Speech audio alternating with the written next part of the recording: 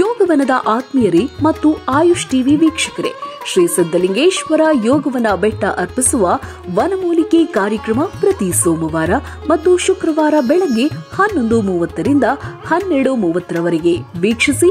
ನೇರ ಪ್ರಸಾರದಲ್ಲಿ ನಿಮ್ಮ ಅನಿಸಿಕೆ ಹಾಗೂ ಅಭಿಪ್ರಾಯಗಳನ್ನು ನಮಗೆ ತಿಳಿಸಿ ಮತ್ತು ಕಾರ್ಯಕ್ರಮದ ಉಪಯೋಗವನ್ನು ಪಡೆದುಕೊಳ್ಳಿ. ನರ ದೌರ್ಬಲ್ಯಗಳನ್ನು ನಿವಾರಣೆ ಮಾಡುತ್ತೆ. ಹಾಗೆ ರಕ್ತದಲ್ಲಿ ಹಿಮೋಗ್ಲೋಬಿನ್ ಅಂಶ ಕೂಡ ಹೆಚ್ಚಾಗಲಿಕ್ಕೆ ಇದು ಸಹಾಯವಾಗುತ್ತೆ.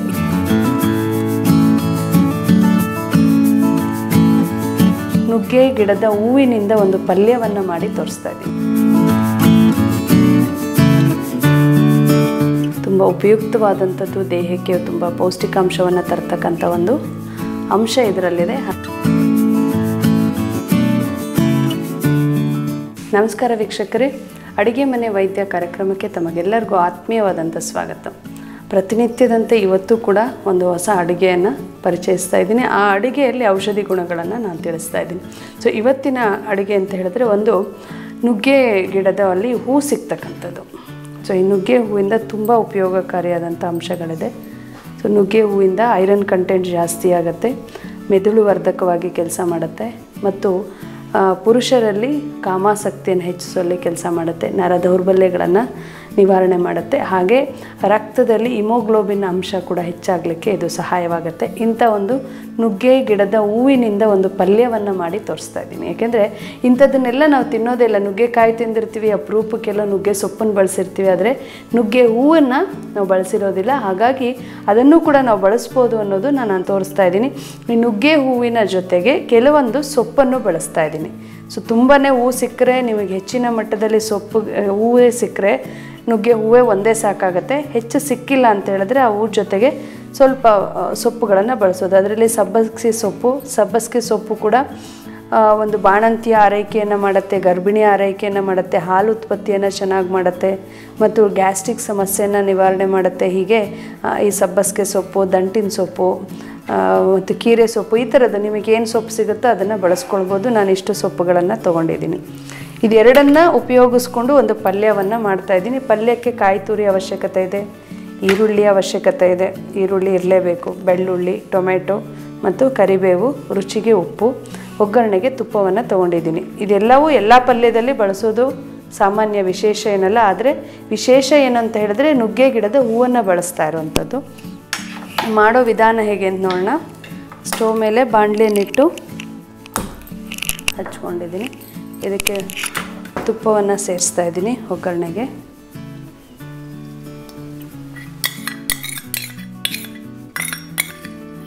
ಕಾಲು ಬಟ್ಲಷ್ಟು ತುಪ್ಪ, ಎಣ್ಣೆ ಕಾದಿದೆ.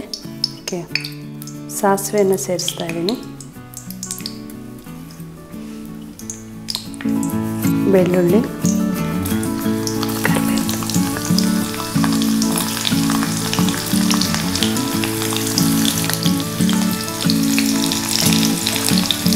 ಜೀರಿಗೆಯನ್ನು ಆ್ಯಡ್ ಮಾಡೋಣ. ಸ್ವಲ್ಪ ಕಡಲೆಬೇಳೆ. ಇವೆಲ್ಲವೂ ಕ್ರಿಸ್ಪಿಯಾಗಿ ಪಲ್ಯದಲ್ಲಿ ಸಿಗ್ತಾ ಇದ್ರೆ ತುಂಬ ಖುಷಿ ಕೊಡುತ್ತೆ.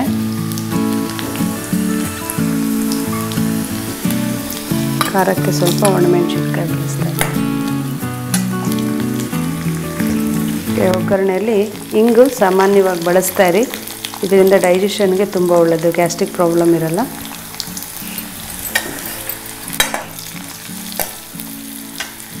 ಕರಿಬೇವನ್ನು ಹಾಕ್ತಾ ಇದ್ದೀನಿ.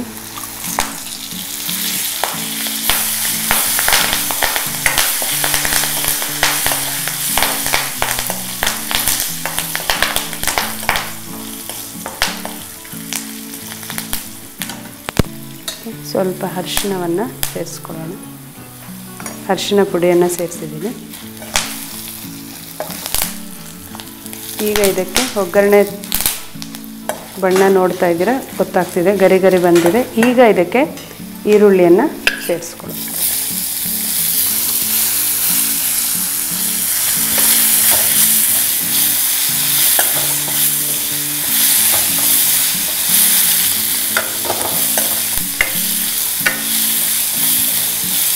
ಈರುಳ್ಳಿ ಸ್ವಲ್ಪ ಕೆಂಪಗಾದ್ಮೇಲೆ ಮಿಕ್ಕ ಸೊಪ್ಪನ್ನು ನಾವು ಹಾಕ್ಕೊಳ್ಬೇಕು.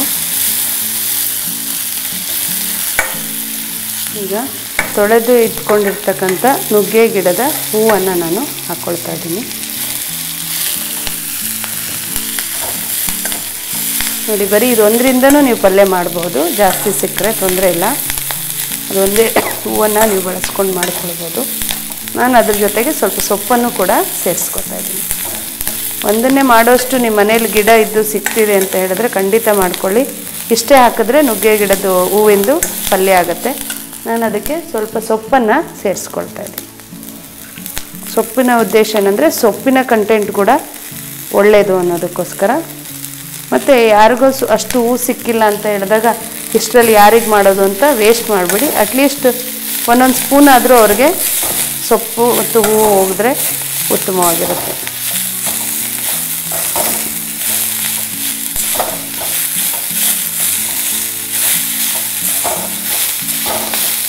ಒಂದು 5 ರಿಂದ 10 ನಿಮಿಷದಲ್ಲಿ ನಿಮ್ಮ ಅಡುಗೆ ಕೂಡ ಮುಗಿದೋಗುತ್ತೆ ಈ ಥರ ಈಸಿಯಾಗಿ ಮಾಡಿಕೊಂಡ್ರೆ. ಮತ್ತು ನೀವು ಬೇಯಿಸಿದಾಗ ಸಾಕಷ್ಟು ಔಷಧಿ ಗುಣಗಳನ್ನ ಕಳ್ಕೊತೀರ. ಹೀಗೆ ಫ್ರೈ ಮಾಡಿ ತೊಗೊಂಡ್ರೆ ಚೆನ್ನಾಗಿರುತ್ತೆ. ಇದಕ್ಕೆ ಟೊಮೆಟೊ ಆಪ್ಷನಲ್. ನಿಮಗೆ ಟೊಮೆಟೊ ಇಷ್ಟ ಆಗುತ್ತೆ ಅಂದರೆ ಟೊಮೆಟೊ ಹಾಕ್ಕೊಳ್ಳಿ. ಟೊಮೆಟೊ ಇಷ್ಟ ಇಲ್ಲ ಅಂದರೆ ನಿಂಬೆ ಹುಳಿಯನ್ನು ಹಾಕ್ಕೊಳ್ಬೋದು. ನಾನು ಟೊಮೆಟೊವನ್ನು ಬಳಸ್ಕೊತಾ ಇದ್ದೀನಿ.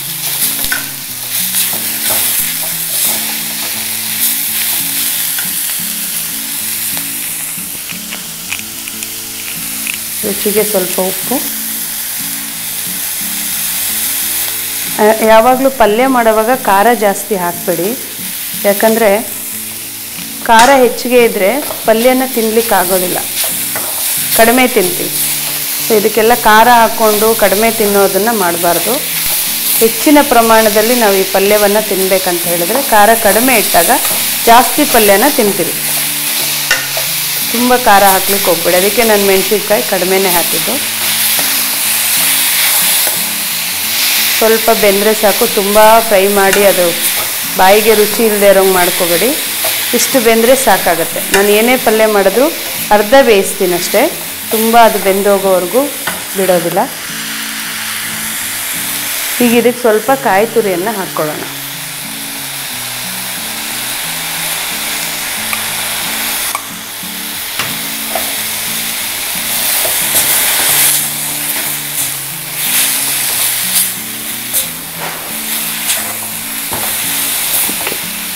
ಪಲ್ಯ ರೆಡಿಯಾಗಿದೆ ನೋಡಿ, ಎಷ್ಟು ಈಸಿಯಾಗಾಯಿತು.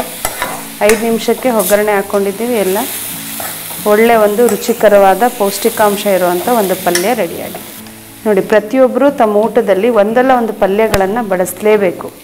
ಹಾಗೆ ಊಟ ಮಾಡಬಾರ್ದು. ಊಟ ಆಗಲಿ ಟಿಫನ್ ಆಗಲಿ ನೀವು ರೊಟ್ಟಿನೇ ತಿನ್ನಬೇಕಂತ ಇಲ್ಲ. ಪಲ್ಯ ತಿನ್ನಲಿಕ್ಕೆ ಅನ್ನದಲ್ಲೂ ತಿನ್ಬೋದು, ರುಚಿಗೆ ಟೇಸ್ಟಿಗೆ ಸೈಡಲ್ಲಿ ನಂಚ್ಕೋಬೋದು.